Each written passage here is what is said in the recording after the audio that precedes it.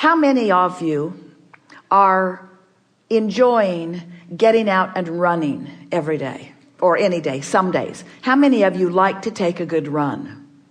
And have you noticed that when you do it, that there is a momentum in the way you feel? Runners call it getting into a zone. They can't even really explain what it is, but they've started in a neutral place, and the movement itself is distracting them enough from enough other things that it gives them a clear place for their energy, and it allows their energy to raise, you see.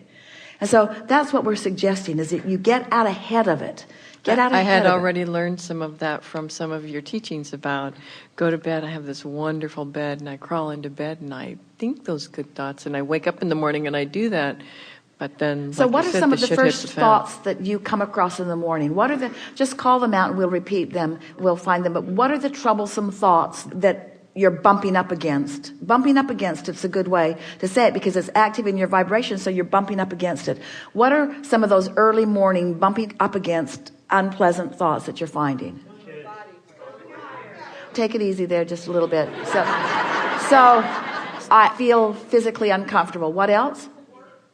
I don't want to go to work. I didn't get enough sleep. What else? I have too much to do. So now let's just take those. I have too much to do. When you say that, that just keeps that momentum going. So what if when you go to bed, you will suggest to yourself that eventually I'm going to come into alignment with what I have to do? Just that soft suggestion. Eventually I'm going to come into alignment with what I have to do. Eventually I'm going to access the leverage of the energy that creates worlds, and I'm going to get that energy helping me out on some of this. Now, you've already, just with that statement, the night before you made that statement, when you wake up in the morning, if that previous thought had any momentum, it won't be as much momentum as it had before you made that statement. So now you awaken, and you might even notice that for the first time in a long time, you are feeling a little bit of ease. And then you want to stop and say to yourself out loud, if you want to, but at least acknowledge that it happened, I am having a realization of some ease. That realization of that ease is a momentum that is different from what I've had before. You see what we're getting at? So that you start noticing that the things that you're saying and that the things you're focused upon in an attitude of more comfort.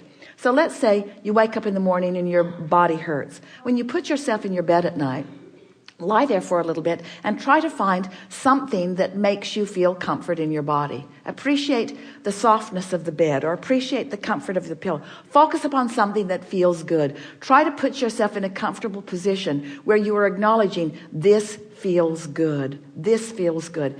We really, really want you to hear us when we say, don't try to stop momentum. That's what makes you think you can't do it. That's what makes you think you're doing it wrong. That's what makes you think it's too hard. You're trying to stop momentum that is already in motion. Don't worry about stopping it. Let it play out. It's not going to be that bad. Let it play out. Let the momentum play out, and put your energy, your mindset, your determination toward getting new energy started.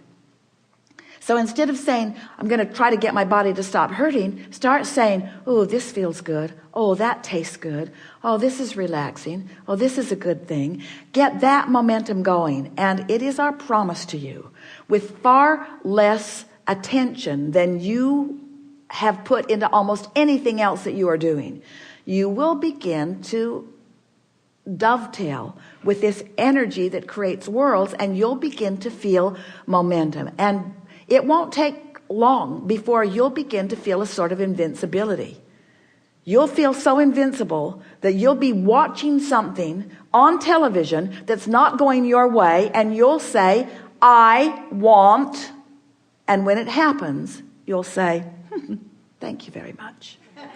Thank you very much. Thank you very much. Thank you very much. Thank you very much. Thank you very much for recognizing me. Thank you very much for hearing me. Thank you very much for flowing energy towards something that I have chosen as my object of attention. Thank you very much. Thank you very much for recognizing my power. Thank you very much for recognizing my clarity. But you got to put yourself in that place where you've practiced it enough that you're starting to expect it. And see it. When you decide that you're going to go someplace, and you know where you're going, envision yourself there. How often do you return to a restaurant that you've been at before and they seat you at the same table that you've been before? Has that ever happened to you? And you say, this must be our table, even though it's not the same person that's seating you. Well, why is that? It's because that's the impression that you have offered to the universe about being in that space. It is your table. That's where the momentum is. That's the momentum. So you arrive at the timing of that table to seat you. You arrive with the impulse of that person. In other words, nothing happens randomly. Everything is following this vibrational momentum that you've got going, you see. And we're here to remind you of this huge momentum that you got going before you even came into these physical bodies. This momentum of well-being, this momentum of creativity, this momentum of right place, right time, this momentum of life being good for you, this momentum of things working out for you, this momentum of being here to relish this delicious experience that you're co-creating in. There's huge momentum, and you had to pick up a lot of things along your physical trail and start getting some other momentums going on that were resistant in nature, that you're stumbling over, that you're tripping over, that you're bumping into, you see. But just get yourself in that neutral zone and think about momentum and think about law of attraction, and then do something to promote a feeling of something that feels comfortable to you. And then don't stand there and take score immediately. Oh, I thought this good thought and nothing good came to me right now. Just keep doing it and keep doing it and keep doing it. Before you know it, you'll have a realization. Oh, this is related to that. Oh, this is related to that. Oh, this is related to that. Until you reach the place that Esther has been for a long time, where when something wanted happens, she says, oh, I did that. And when something unwanted happens, she understands her part in that too. You see, everything is about the momentum that you set into motion. Do you feel that you have the power to think a thought? Or are you responding only? Can you think a thought from a neutral place? Can you? Can you think a thought from a neutral place? So if you're reveling in something, if you're appreciating something and the thought comes, is it a thought that came from a neutral place?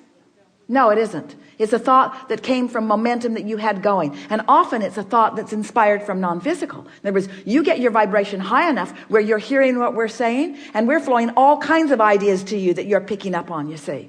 That's momentum. That's that leverage that we're talking about. What about if you've got something negative going on that you've been thinking about, and then yet another negative thought and yet another negative thought comes? Did that start out of nowhere, or was there momentum going? There was momentum. So can you start a thought in the direction of what you want from a neutral place? Do you believe it's possible? And what would be the conditions of that neutral place? What kinds of things might you do? Catch yourself early when you wake up. And what else? Meditation. The quieting of the mind, the quieting of your mind. So what's the magic of meditation? So there's momentum going already, but you suggested to yourself that tomorrow, that early in your day, that you're going to find some place to bask, that you're going to find some place. So you've already started that momentum. So now it's easier than it's been before, because you've already thought about what you're going to do. You've already decided where you're going to go. You might even have cleared the space. You might have even cleared the clutter. You might have even taken the stuff out of the chair. You might even have got it ready. You might even have put something there. In other words, you made some preparation, some mental preparation. So now you sit. The magic meditation goes like this. You find a thought that is already neutral, that you do not have a negative opinion about, and you focus upon it. You could listen for a sound. Can you hear a sound in this room when we are not making one? A sort of ever-present sound of the air flowing in. Can you hear it? Mm-hmm. That'd be a good thing to focus upon, because it's not abusing your ears. You have to focus to hear it. It's meaningless. You didn't divorce it. It didn't snatch your business out from under you. It didn't die unnecessarily. In other words, it's neutral. It's neutral, and you have the power to focus on it. And when you do, you reach a neutral place where momentum that you already have established will then flow. Some people say when they sit to meditate, their mind gets chatty, even more chatty than usual. That's because you've already got some stuff activated. So what else could you do? You could focus on your breathing. You could deliberately breathe in, long, long, long, in, just filling your lungs. And then you could let it slowly out. And you could breathe in a rhythm that is not normal. We would encourage the guided meditation that has been presented with music that will actually guide you with your breath in and guide you with your breath out. It'll hold you in a neutral place. Because if you have the ability to find a neutral place, then you have the ability to set something else in motion. But friends, the majority of you and the majority of people that you know are waiting until the momentum is working against you, and then you're trying to do that. And then you're saying, it's too hard. And then you let that momentum carry you, and then you practice a vibration that doesn't serve you, and then you don't feel powerful when you are. If we were standing in your physical shoes, we would discover the power of the neutral zone. We would conjure it deliberately.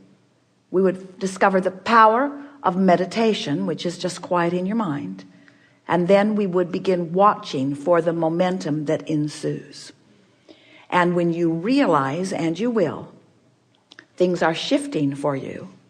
When you realize that this thought came and that's a new thought for you, and this thought came and that's a new thought for you, then we would turn our undivided attention to that momentum, and we would push it in the direction that it is already going. And that's when it really begins to get fun. In other words, that's when you start making lists of positive aspects, or that's when you begin doing rampages of appreciation.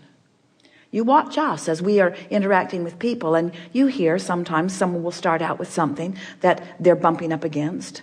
And at first, we don't jump right in the middle of it, because all it does is make them feel more resistant, maybe even making them feel challenged. It sometimes even makes them argue for their limitations. So we start out slow until we find some place where we can fit in, where we can feel that they're fitting in. And then it doesn't take long before we're romping all over the place, before we're rampaging in our awareness. You saw it with our friend and her business. At first, it was sort of slow going because her momentum was all about what she did not want. And any conversation that we engaged in with her was only going to perpetuate the momentum in the direction of what she did not want. So we just kept playing with it until we found some neutral ground. Did you witness that? Did you see how that happened? Did you see the point when she finally sort of settled down? Did you see a point where she sort of just was resigned? There was a resignation. If you were paying attention, you saw when that happened. She sort of gave up. She sort of gave up arguing for her limitations. And at that moment that she gave up arguing for her limitations, the momentum of all things that are already in her vortex just began lighting up. And then we could not stop talking. We could not stop expressing what we were feeling. In other words, we had to follow the momentum of all of that. And didn't make you just want to follow her around and see what's going to happen? Couldn't you feel the power of all of that going on, you see? It's the same thing over and over and over. There's no magical formula, but there is a formula. And the formula goes like this. You are offering a vibration, and law of attraction is matching it, and there is a momentum in that. And if you like it, keep doing what you're doing. If you don't, then do something different. Profound, isn't it? Wonderful. Thank you. Really good.